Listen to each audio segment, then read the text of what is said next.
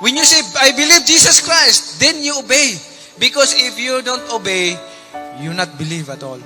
Si Manny Pacquiao pala nagtayo ng isang simbahan. Ang tawag ng simbahan niya ay the Word for Everyone Ministries International. At ito po ay payo lang, no? Kung totoo na naghahanap tayo sa katotohanan, hindi tayo magtayo ng ating simbahan, kahit ano pa yung narating natin, wala tayong karapatan na magtatag ng simbahan. Bilang Katoliko ka dati, no? Dapat laliman natin yung pananampalataya nating Katoliko. Dahil maraming naligaw talaga sa ibang pananampalataya.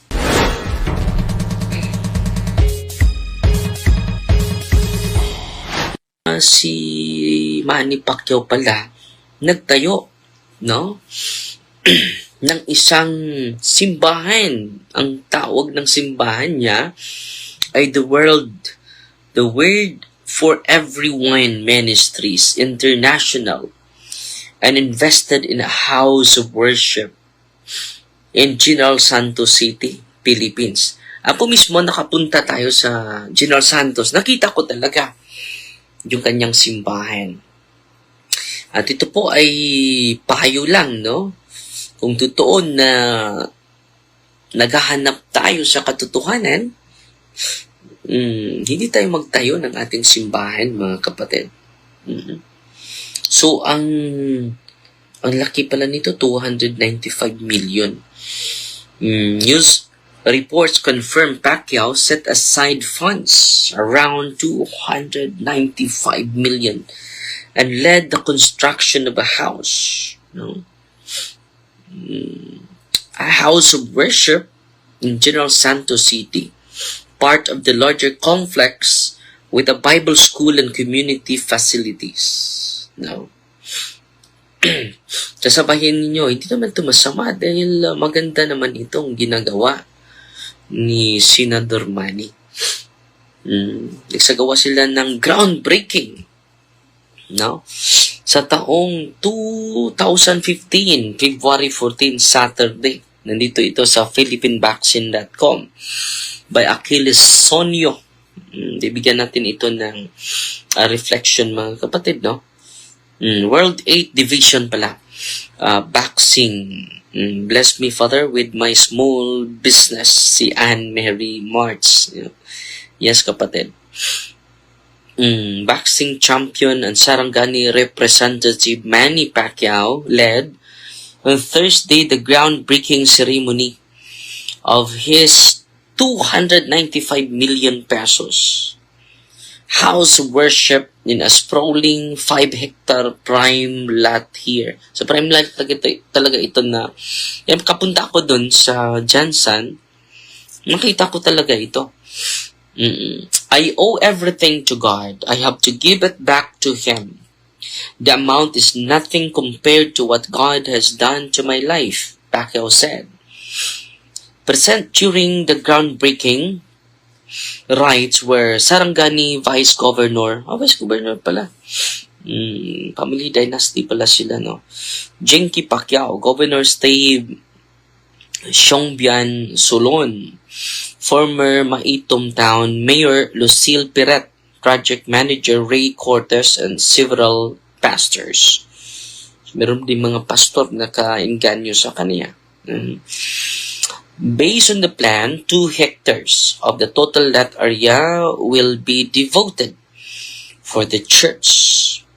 2-story building and annex. The 2-story building will serve as a main worship area, while the annex building will house the Bible school, Bible study room, pastor, and a commercial offices.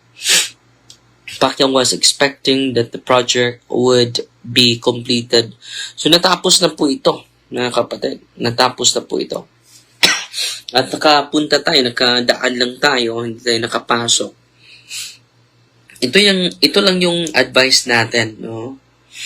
Mga kapatid. Unang-una, Sa Psalm 127 verse 1, malinaw na malinaw dito, unless the Lord builds the house, they labor in vain who built it.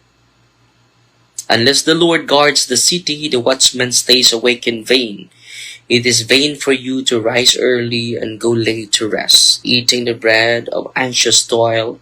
So dito mga kapatid, unless the Lord builds the house. So kailangan si Christ, ang Diyos talaga ang magtatag, hindi tao. Dito, ang nagtatag nitong tinatawag na pangalan po dito, Manny Pacquiao founded and built a church called the World for Everyone Ministries. So siya lang ang nagtatag. Dapat, hindi na tayo magtatag. Unang-una, nagtatag na si Kristo. Nababasa natin yan sa Matthew. Ito po yung paalala ko kay Senador Manny, no? 8 Division champion Manny Pacquiao.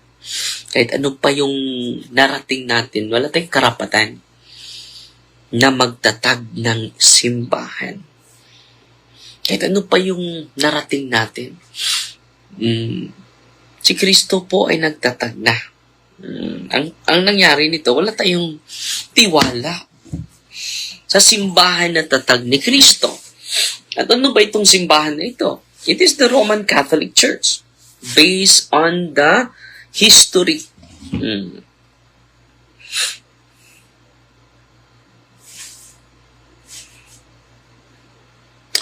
So, bibigay natin itong mga reference natin, no? Magtackle tayo about the true church. Mga kapatid. So, unang-una, Matthew chapter 16:18, you are Peter, and upon this rock I will build my church. So, ang gagawin natin, Senador Manny, i-search na lang natin. Ano yung simbahan na tinatag ni Kristo? Hindi na tayo magtatag, no? Parang nakikupitin siya tayo. Senador Manny, sa tunay na simbahan. Sayang. Dahil grabe yung pag-ibig mo sa mahal na Birhen, ngayon nawala na. Aliman mo pa yung history ng simbahan, historical knowledge, dahil quote ka naman ng Biblia. Nandyan yan sa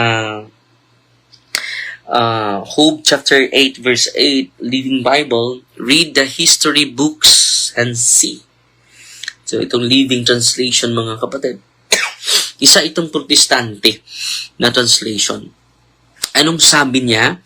Read the history books and see. So, si Kristo ay nagtatag na ng simbahan. At anong simbahan ito? Unang-una, makakonect kay Pedro. Makakonect ni San Pedro. Kaya nga, St. Peter's Basilica, yung nasa Roma natin. Di ba? Para makonect tayo ni Pedro, kailangan yan. Kung hindi tayo makonect ni Pedro, delikado po. Delikado po. Delikado po. So, ito po ay advice lang natin. Bilang Katoliko ka dati, no? Dapat laliman natin yung pananampalataya nating Katoliko. Dahil maraming naligaw talaga sa ibang pananampalataya. Nandito tayo sa encyclopedia, mga kapatid, babasahin natin. Dahil sabi dito, read the historical, read the history books and see. Job chapter 8 verse 8. The Roman Catholic Church traces its history to Jesus Christ and the apostles. Over the course of centuries, it developed a highly sophisticated theology, an unelaborate organizational structure headed by the papacy, the oldest continuing absolute monarchy in the world. So dito, mga kapatid, pinatunayan sa Britannica.com na ang simbahang Katolika, no, makatrace back, trace back from Jesus Christ, its history to Jesus Christ and the apostles. Dito naman tayo sa sa Britannica Encyclopedia na naman. The Roman Catholic Church traces its origins back to the apostles and his disciples in the first century. Siya lang po ang maka-trace back from the time of the apostles. Wala nang iba. Jesus appointed his apostle Peter as the leader of the church. This tradition rests partly on Jesus' words. I tell you, you are Peter, and on this rock I will build my church, and partly on Christ bestowing the keys of the kingdom on Peter. So, kaya nga, kung pupunta ka sa Roma, St. Peter's Basilica po yan. Bakit? Doon po nailibing si San Pedro. Connected po ang Roman Catholic sa Ebanghelyo. Pero itong tinayo mo sa Jinsan lang. International but originated from Jinsan. At bakit napunta sa Roma? Basahin natin ang Acts of the Apostle chapter 11 verse 23 man siguro ni. Wait muna ha. Dahil nakalimot ako. Or 23:11. Nakalimot ako sa talata. Acts 23 verse 11. Tingnan natin. Galing talaga ito kay Kristo, mga kapatid, ha? Bakit nakarating sa Roma? Dapat sa Jerusalem yun. Totoo naman, nanggaling naman yung mga apostol sa Jerusalem. Pero bakit napunta sa Roma? The following night, the Lord stood by him and said. So, nakatayo si Kristo sa harap ni Pablo. Anong sabi ni Kristo kay Pablo? Take courage, for as you have testified to the facts about me in Jerusalem, so you must bear witness also in Rome. So, nakapunta ang mga apostol sa Roma. And then, pagpunta nila dun sa Roma, mga kapatid, doon din namatay si San Pablo. Doon din namatay si San Pedro. Kaya nga, yung mga buto ni San Pedro, hanggang sa ngayon, nandun po sa Basilica. And it is proven by archaeologists.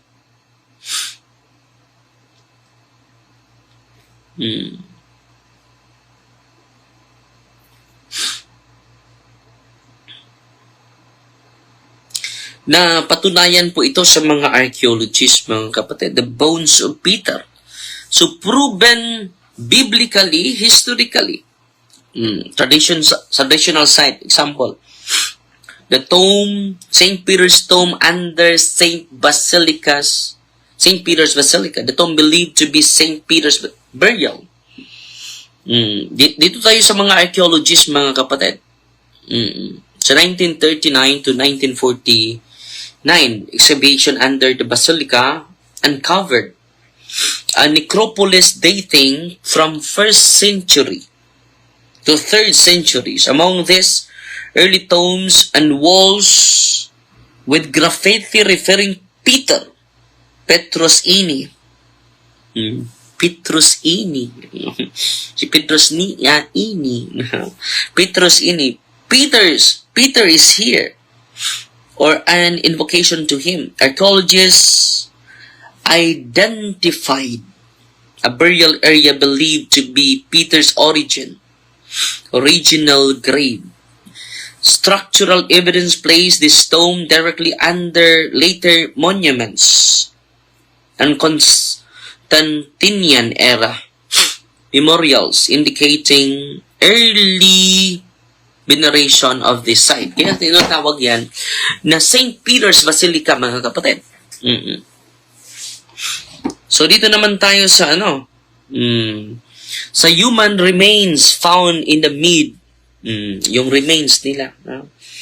During these excavations, bones were discovered beneath the basilica. Initial analysis in the 1950s found multiple individuals, but later discoveries included bones placed in a marble repository covered with purple gold, consistent with ancient Christian burial practices.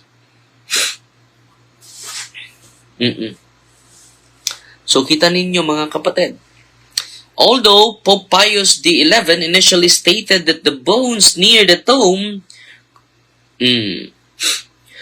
Father Reese led by Pope Paul VI to announce that the relics have been identified in a manner considered to be convincing as belonging to St. Peter. So, meron tayong mga archaeologists, mga kapatid, no? Nga nagpapatunay na totoo talaga na ito ay kay Pedro na na buto, no? So, sino bang mga archaeologists na ito?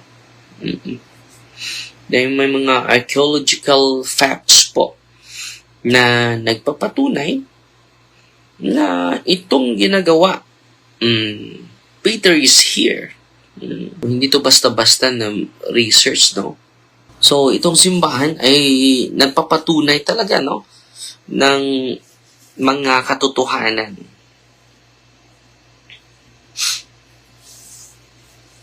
So, ito si Dr.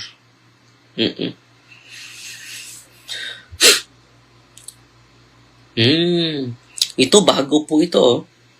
Si Dr. Margarita Guarducci, isang epigrapher and archaeologist. Most important figure in identifying Peter's bones. No, 1990 pa ito. Bago pa. Specialized in ancient inscriptions, epigraphy. Studied the Greek graffiti on the wall near the tomb. The graffiti wall. Identified the inscription Petros Ini. So, ito si Dr. Babae pala ito. Margarita. Siya yung nakatuklas dito. Concluded that the bones found in a nearby marble repository belongs to a robust male, aged 60 to 70, missing the feet, consistent with the crucifixion tradition. Her findings led Pope Paul VI, 1968, to declare that the relics had been identified in a convincing manner as those of St. Peter. So, si Monsignor Ludwig Cass, 1881, priest, Vatican official, and excavation director. Siya yung nag-supervise nito, mga kapatid. Bakit kailangan natin ito, mga kapatid, na i-establish para makonect tayo kay Pedro? Bakit kailangan makonect tayo ni Pedro? Siya yung nakatanggap ng susi, mga kapatid. Di ba po? Siya po.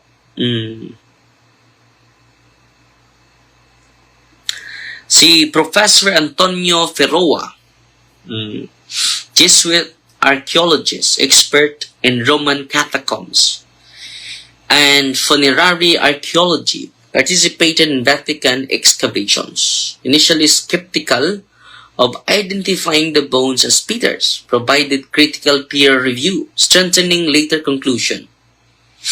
The identification was not blind faith, but debated scholarship. So, meron pang nagdebate nung mga araw. Pero ngayon, it is proven and tested na. It is Peter's bone. Dahil sa pronouncement ni Padre Pio po. Pope Paul VI. The relics of St. Peter have been identified. in a manner which we consider convincing. Yan po ang sinasabi ni Pope Paul VI, no? Very inspiring, mga kapatid. Mga latest, po yan, ha? Mga archaeologists ang nagpatunay dyan. At dahil dito, mga kapatid, makikita natin na yung authority ng simbahan ay galing talaga kay Kristo. Galing talaga sa ating Panginoong Jesucristo, hindi galing sa ordinaryong tao. So, ngayon, ang tanong natin kay Senator Manny, sino ba yung nag-utos sa'yo? Na magtayo ng simbahan kahit anong kahit anong kasikatan mo, wala tayong karapatan na magtayo ng sariling simbahan. Ano ba yung intention natin? To be remembered? To have a self-exaltation? Yan ang delikado, mga kapatid. No?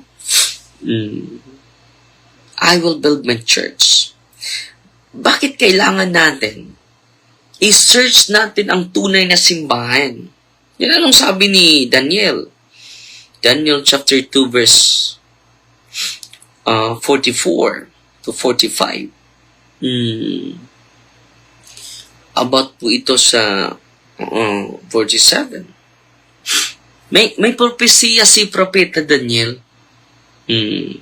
Ito po.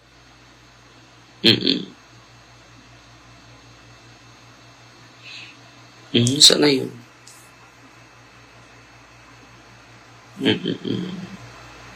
Daniel chapter 2 verse 45 po. Nabasahin natin, ha.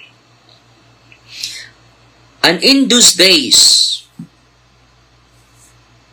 in the days of those kings, the God of heaven will establish a kingdom that shall never be destroyed, nor shall that kingdom be left to another people. It shall break in pieces. All this. Sa magandang balita, basahin natin. Maganda po ito. Dapat ito ay dahil naging founder si Senator Manny, no? Pag-ingat po kayo, kapatid. Hindi dapat tayo ang magtayo. Dapat tayo ni Kristo. Nakikupitin siya na tayo sa simbahan na tatag ni Kristo. Pangalawa, wala ba tayong tiwala kay Kristo? Nagtatag na siya ng simbahan at din magtatag din tayo. Malinaw na malinaw yan. So Daniel chapter 2, verse 44 to 45.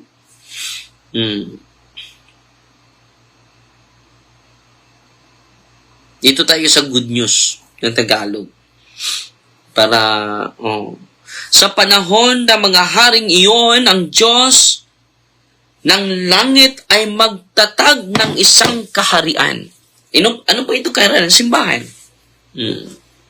Magtatag ng isang kaharian, hindi kailanman mawawasak at hindi mapapasak kanino man. So, yung kaharian niya, hindi maagaw. Wawasakin ito ang lahat ng kaharian. Iyon at ito lamang ang mananatili magpakailanman. Basahin naman natin. Ito po, simple analysis lang. Di ba? Anong sabi ni Kristo? Itong simbahan niya, mawawala ba ito? Hindi. Hindi ito mawawala kailanman. Yan po ang propesya ni Daniel. At sinasabi ko sa iyo, ikaw ay Pedro. Very essential po yung figure ni Pedro. Kailangan meron si Pedro. Ang dyan sa Jensan, nandyan si Pacquiao. Hindi si Pedro. Si Pacquiao. So, paalala lang po ito, ha.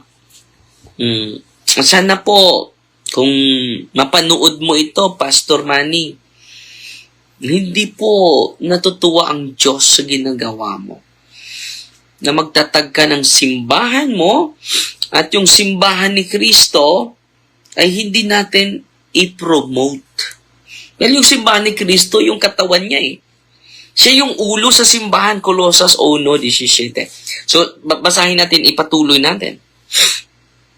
At sinasabi ko sa iyo, ikaw ay Pedro, at ibabaw ng batong ito, ay itatayo ko ang aking iglesia. At hindi ito magagapi ng kapangyarihan ng kamatayan. Hindi ito matatalo. Ibibigay ko sa iyo ang mga susi ng kaharian ng langit. Kaharian ang ginagamit niya. Ito na po. Ang ipinagbabawal mo sa lupa ay ipinagbabawal din sa langit. At ipahintulot mo sa lupa ay ipahintulot din sa langit. Hindi ito basta-basta, kapatid. Ano nangyari sa ating idol na 8th Division champion? Kahit anong naabot natin, wala tayong karapatan na magtatag ng simbahan. Senator Manny, wala. Itong kaharian na ito ay hindi po madadaig sa kapangyarihan ng kamatayan. Malinaw na malinaw po yan. No? Very biblical. Pero para bang nawala yung iglesia? Dahil nagtatag ka pa ng bagong iglesia, ng bagong simbahan. Saan ba yung authority mo? Magbabasa lang ng Biblia? Pwede ba yon? Kung ako,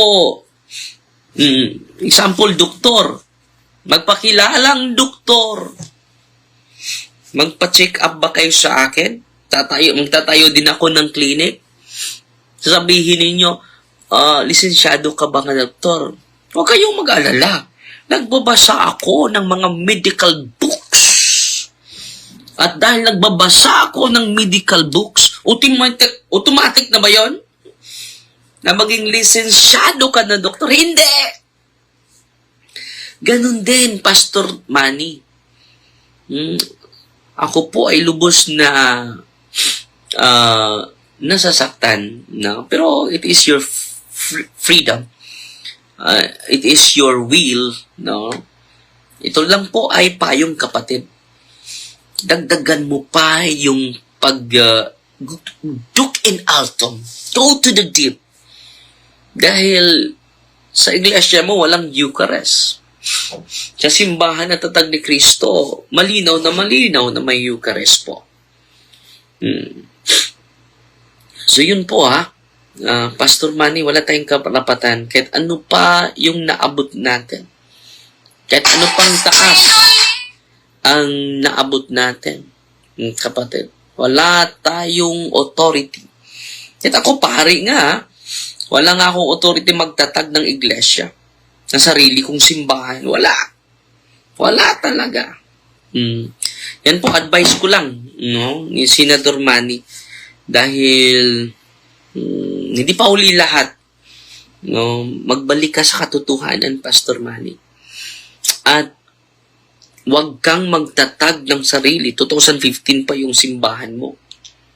Ang simbahan na tatag ni Kristo, 1st century. Wala, nagtatag pala ng sekta si Manny. Yes. Nandiyan dyan sa binabasa ko yung source, di ba? Nag-groundbreaking sila. Ang pangalan ng kanyang simbahan, mga kapatid. Ang pangalan ng simbahan ni Manny, hindi lang siya, ang pangalan ng kanyang simbahan ay The World. Titingnan natin, At pakita ko din ninyo, yung source, no? Ito po yung simbahan niya ni Pastor Manny. Oo. So kahit ako, pari na ako, hindi ako magtatag ng sarili kong simbahan. No, delikado po. Kahit ano yung achievements natin, kahit ano yung naabot natin, hindi tayo dapat magtatag ng simbahan. So yung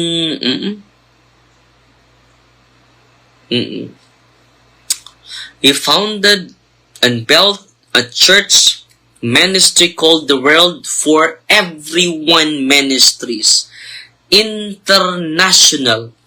Invested in a house of worship in General Santos City, Philippines.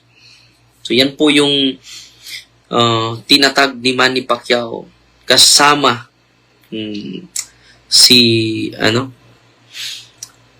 Jinky Pacquiao. So kailan ba ito natatag, no? Kailan ba ito natatag? Dahil may groundbreaking sila dito. Yung groundbreaking nila 2015 pa. Kita ko yung itong groundbreaking nila. Pero tingnan natin kailan ito na natatag.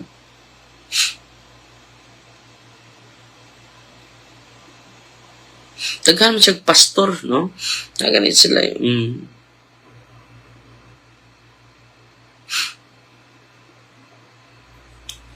So, kailan ba ito natatag niya? Nung lumipat siya, no? 2012 pala. World for Everyone Ministry International. Founded 2012. This is Evangelical Christian Ministry church organization founded by Manny Pacquiao after his conversion to born-again Christian. It is not a Catholic church or parish. It does not have sacramental apostolic orders like the Roman Catholic Church.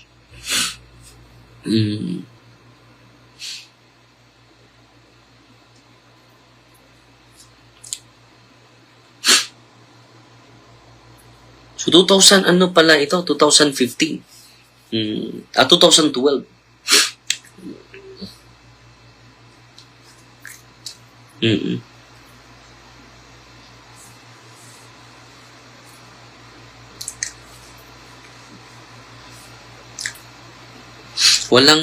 Walang specific na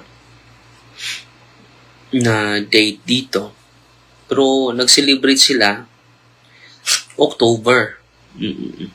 Nag-celebrate sila sa October 2019, 7 years. Paalala lang po ito ha, advice lang natin na hindi po maganda na magtayo ng iglesia. Kahit ako, pahari na ako, hindi dapat magtatag tayo ng iglesia. Hindi dapat. Magpasakop na lang tayo as a sign of humility and obedience to Jesus Christ. No?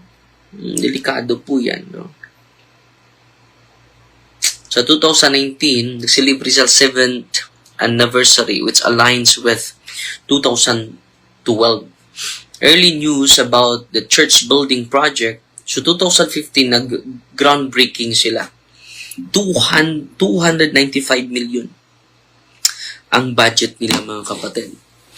So watching from Jinsan, si Obing Rubia. At ako po ay nakadaan talaga sa kanyang simbahan. So sana po, maabot po ito ni Senador Manny. At willing po ako na mag-share sa kaalaman natin.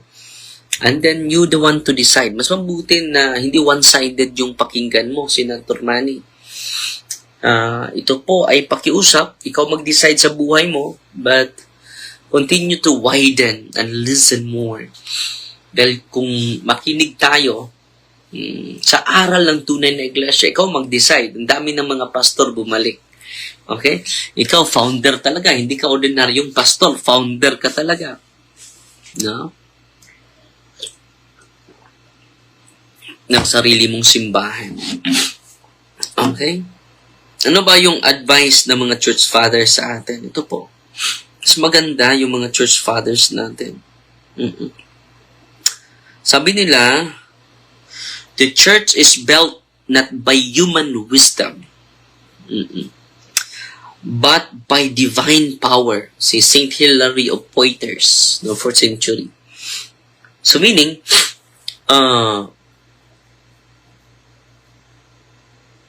the church is not man-made, no? It is not created by human wisdom. Vain is every work begun without God, even if it appears successful. Now, vain does not always mean failure in human eyes. It means fruitless before God. So, posible na successful tayo in the eyes of men, but fruitless before God. True success is measured by God's presence, not by visible achievement. Ang laki talaga. Ilang hektarya po yun, no? So, yan po, no? Kung gusto mo ng dialogue, Pastor Manny, willing naman ako na mag-share. Dialogue po, and then you the one to decide at the end. Ang punto ko lang, Katoliko ka dati, dapat laliman mo pa yung kaalaman mo sa simbahang Katoliko. So, yan po. Advice lang po yan, and then walang personalan po.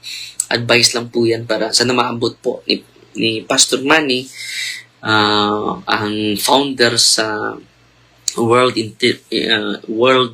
for Everyone Ministry International, founded in Jensen City.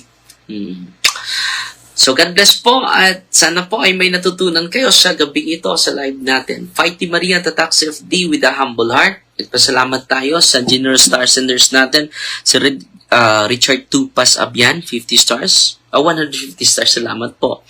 At sa mga star senders natin, ang Diyos na po magsukli sa inyo. And then, pasalamat ako sa mga suporta ninyo, morals, spiritual, financial support sa ating mga evangelizers, sa ating evangelization, at sa ating mga vocation.